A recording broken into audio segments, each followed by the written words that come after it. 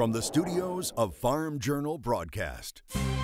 Coming up on AgDay, a budget deal includes big benefits for farmers. Is fake meat a real concern for the beef industry? Betsy Gibbon reports. In agribusiness, last week's craziness. I learned anything could happen at any time, and when everybody's expecting a certain thing, it just doesn't happen. Machinery Pete says auction prices are shockingly strong, and can biofuels clean up the friendly skies? AgDay, brought to you by the Chevy Silverado, the most dependable, longest-lasting full-size pickups on the road.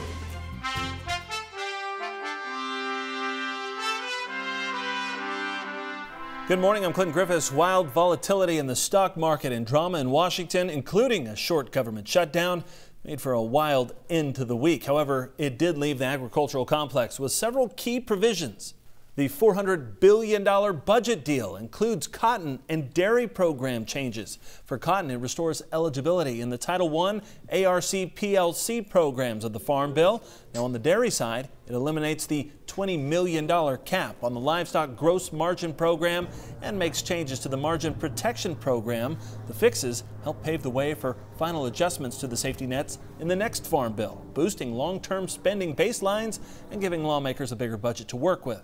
Now, disaster aid is also included in that final budget deal. The spending agreement sets aside nearly $90 billion in disaster relief to help communities destroyed by wildfires and hurricanes.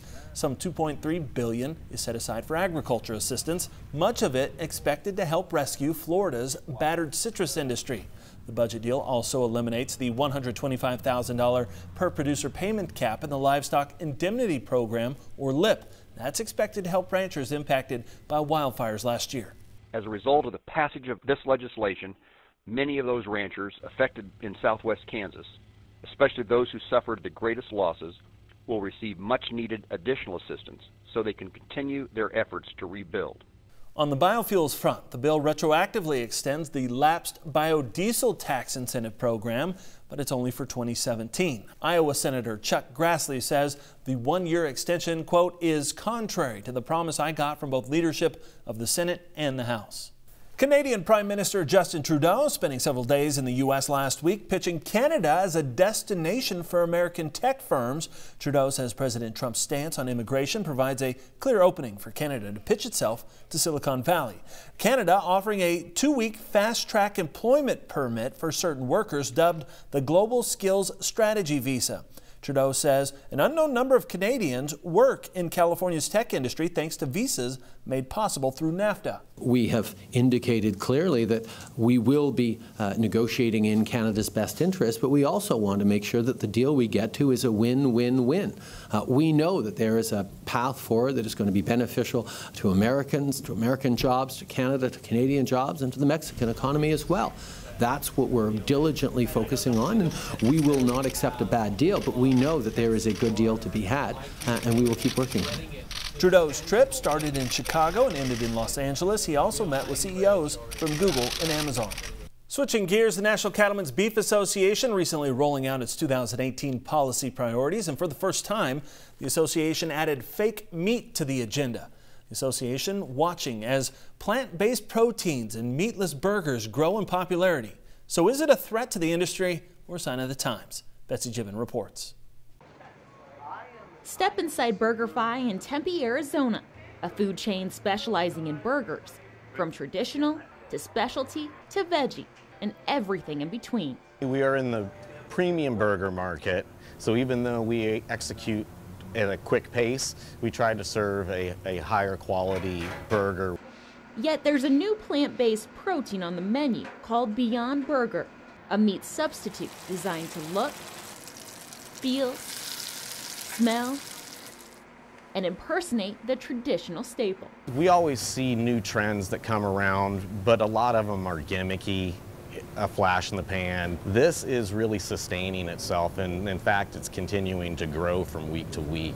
Yeah, I have never seen a product launch be so successful right out of the gate. The burger concept gaining attention on TV. What's the Strongman? It's a pea protein gluten-free pate. It's a burrito filled with plants pretending to be meat. The Beyond Burger, created by Beyond Meat, is selling in over 5,000 grocery stores nationwide. Companies are paying attention Major meat companies like Tyson Foods are making investments in the plant-based protein sector. Tyson Foods and Cargill also funding a food tech startup called Memphis Meats, a cultured meat produced directly from animal cells. It is a little concerning seeing the big players invest their capital that direction. But I think ultimately at the end of the day we're going to find there's not real competition there. And to me it's a longer term situation as far as that being an issue for real competition for beef and pork and poultry right now. Tyson Foods saying it's excited to broaden its exposure to innovative new ways of producing meat, especially since global protein demand has been increasing. Cargill stating the population is expected to increase to more than 9 billion people by 2050. The company says food production needs to increase by 70% to feed the growing population. That's why some analysts say alternative proteins may be a good idea. If we really believe that we're going to have 9.5 billion people to feed in the next 30 years, we better be coming up with all of the protein sources that we can come up with. Close thinks the target market ultimately won't be young, upper-income individuals. He believes it will change over time. Where I do see the target market is an emerging middle class, China, Southeast Asia, and people that are just looking to improve their diets. The beef industry is taking note. The National Cattlemen's Beef Association unveiling its 2018 policy priorities, adding fake meat to its policy agenda for the first time. Other major meat organizations are watching too.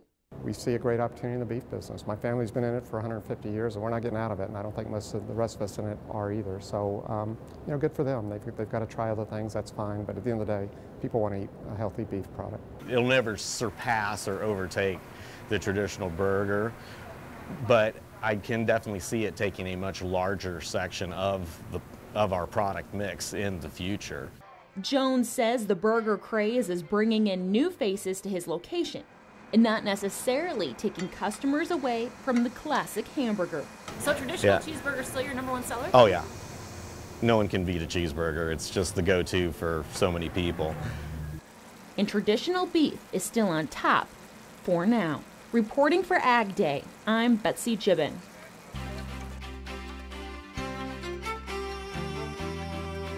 Mike Hoffman joining us with crop comments on this Monday morning. Good morning, Mike. Good morning, Clinton. Let's start off in Alexandria, Indiana, where Brian Petty is trying to move grain.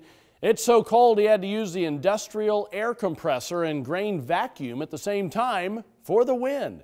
And Randy Ermacher from Hastings, Nebraska, has corn lines that have backed up at the ethanol plant. Not very nice weather to be outside, but the area is expected to see a warm-up mid to late this week. And taking a look at the estimated rain last week, you can see we really ended up with some heavy rains, parts of Mississippi and Alabama into other parts of the southeast, most of the rest of the country. Not a lot of moisture out of that system through Friday. We'll talk more about your forecast for this week and the next 30 days coming up. Ever wake up wondering what does today's weather have in store? Well, with weather updates, it delivers the local forecast right to your cell phone each morning to make preparing for the day easier. Just text Weather 6 to 31313 to get started. When we come back, we'll discuss the lessons we learned last week from the markets and what to do about it here mid-February. Plus, Machinery Pete is here. Red hot prices on red tractors on an auction in Ohio last week, folks. Stick around, we'll talk about it. And find out why more biofuels could go airborne.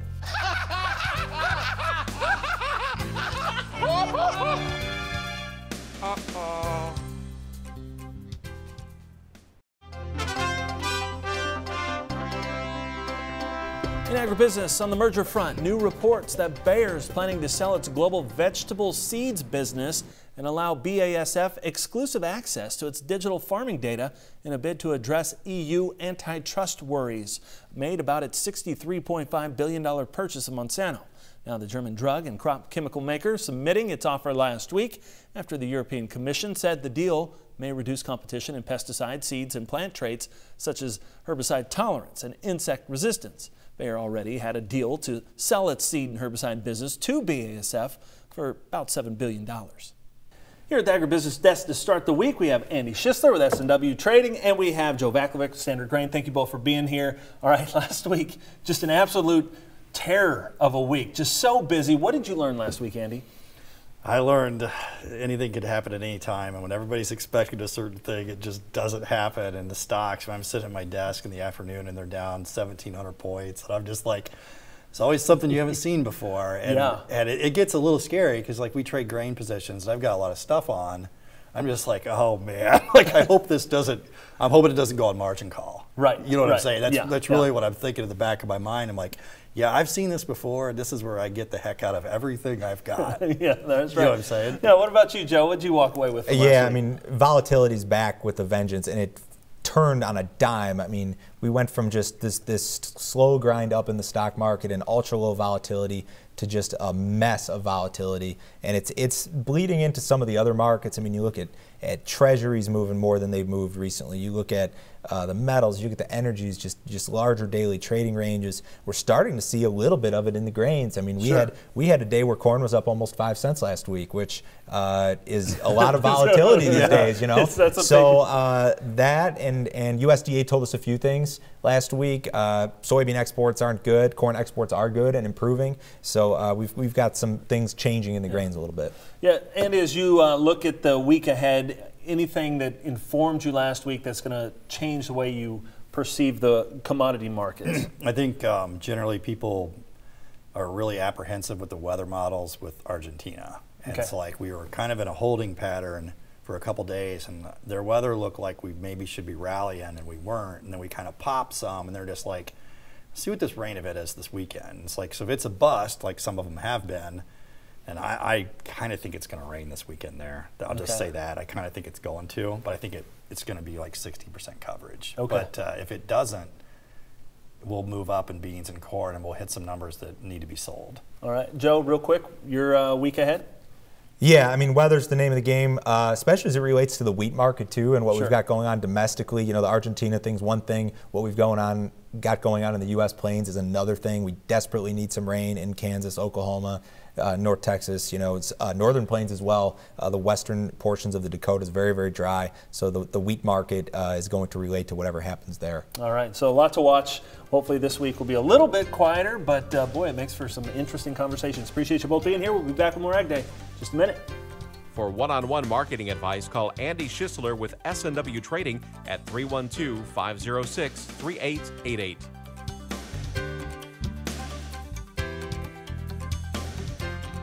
For more information about Standard Grain and its services, call Joe at 312-462-4438.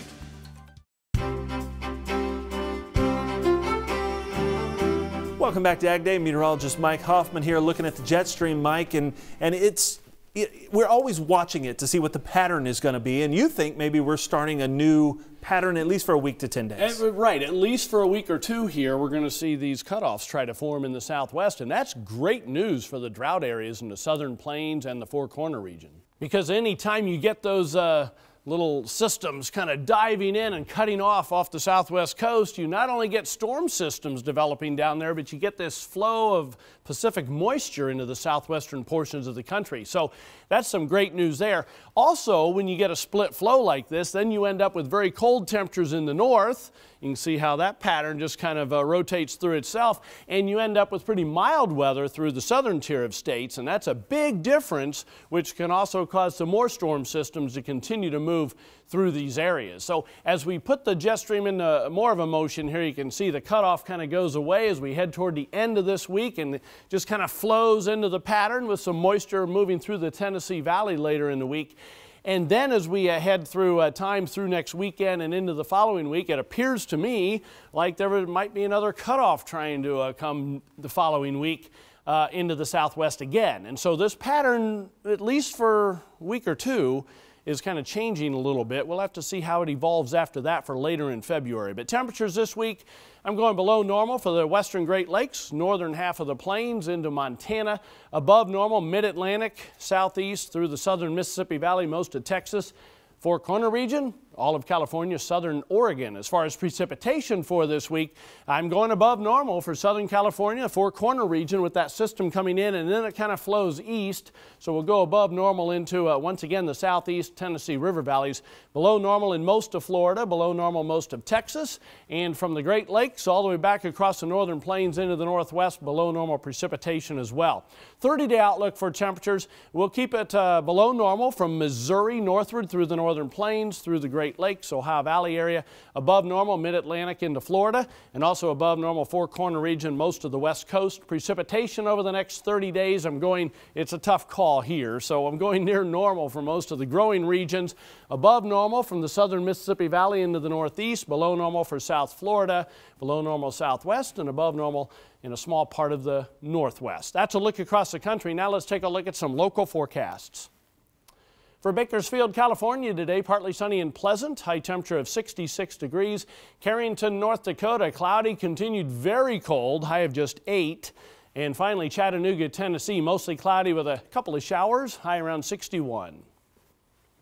All right, Machinery Pete and his auction-informed wisdom. Join us next with the latest trends in farm equipment. And can biofuels help clean up the friendly skies? We'll look at new research on In the Country. AgDay, brought to you by new Delaro fungicide for corn and soybeans. Achieve personal best yields. Machinery Pete is brought to you by John Deere. Where can you find the most comprehensive inventory of John Deere certified pre-owned tractors, combines, and sprayers? MachineFinder.com. Sometimes the best new addition to your fleet isn't new. Machinery Pete continues to stop at auctions across the country. Well, this morning, he shows us some recent price strength at an auction in Ohio. One of the strongest sales of the young year so far was a week ago Saturday in Southwest Ohio, folks. It was a farm estate auction by my friends Brad and Glenn Hess with Hess Auction Company, and the tractors on the sale really stood out. Now here's a picture of the 1976 International 1066 Black Stripe Open Station with 2,972 hours on it that brought $27,000. That's the second highest auction price I've ever seen on a 1066. In fact, the only higher price was all the way back in August of 2004 on a farm auction in southeast Ohio, where a 75 model with 891 hours on it went for $31,000. Now also on that sale a week ago Saturday in southwest Ohio was this beautiful 1999 Case H 8920. 1,866 hours on it, went for $70,000 bucks. And folks, that's the third highest auction price on an 8920 the past 49 months. Now one more tractor from the sale in Ohio was this 2004 Case H MXU 125. Sold with a loader and 1,934 hours on it, and it went for $48,500. Now, same thing here. That's the second highest auction price I've ever seen on an MXU 125 with a loader. And the only higher price was only $500 higher, but that was almost 8 years ago. Now, it wasn't just the tractors on this Ohio sale a week ago Saturday that sold very well. This New Holland 355 grinder mixer went for $14,500. Up next, more high-powered equipment and how to reduce their emissions in the air. AgDay, brought to you by Corvus, the #1 pre-emergence corn herbicide.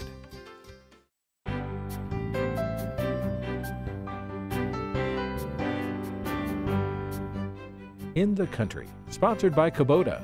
Tractors, hay tools, utility vehicles, mowers, and more.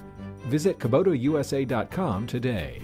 The U.S. military is already testing non-petroleum fuels like biofuels in some of their aircraft. Well, now scientists are testing biofuels to determine if they can cut emissions from commercial jets. NASA scientists are conducting test flights over Europe and the U.S. The 3-week experiment at the Ramstein Air Base in Germany involves a NASA-owned flying laboratory. It follows an Airbus research plane operated by the German counterparts. Now, once airborne, the NASA plane sniffs out emissions produced by various fuels from the leading plane. Scientists are comparing conventional jet fuel with a blend of kerosene and biofuel. They want to see if they can cut carbon emissions from aircraft when they're on the ground, as well as contrails in the sky. So what we're looking at is maybe reducing to 30% the blending rate of a sustainable fuel. So you still work on your CO2 emissions. We can still reach 50% reduction in soot emissions. So even with less of those biofuels. The International Civil Aviation Organization set a goal of reducing aircraft CO2 emissions by 50% by the year 2050. These researchers say they think they can hit that mark, and the industry will need to burn more alternative fuels, renewable fuels, that are made from biological feedstocks. That's all the time we have this morning. We're sure glad you tuned in. It's been part of your day with us. From all of us here at AgDay, I'm Clinton Griffiths. Have a great week in farm country. AgDay, brought to you by Ram Commercial, America's longest lasting heavy-duty pickups.